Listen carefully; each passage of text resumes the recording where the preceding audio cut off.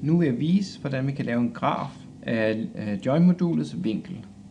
Så igen så skal vi over og have fat i nogle klodser herover, og det første vi gør, det er, at vi vælger databehandling. Så databehandling, der kan vi lave en tidsseriegraf, hedder det, af noget data. Så lad os trække den ind. Det er noget, vi gerne vil gøre igen og igen. Så igen så vælger vi den her klods, som vil gøre, hvad end der står inde i klodsen, for evigt. Det vi gerne vil gøre, det er selvfølgelig at lave den her graf. Men det vi vil lave grafen af, det er vinklen på den ene motor. Så skal vi over i sensor-kategorien. Her der tager vi vinklen af motoren og trækker ind.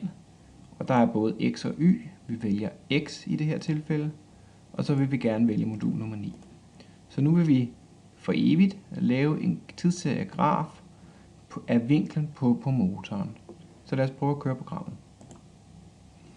Så lige nu sker der ikke så meget, fordi motoren ikke bevæger sig. Men hvis jeg nu begynder at bevæge motoren, så kan I se nede i højre hjørne, hvordan jeg kan lave grafen, som matcher bevægelsen på motoren.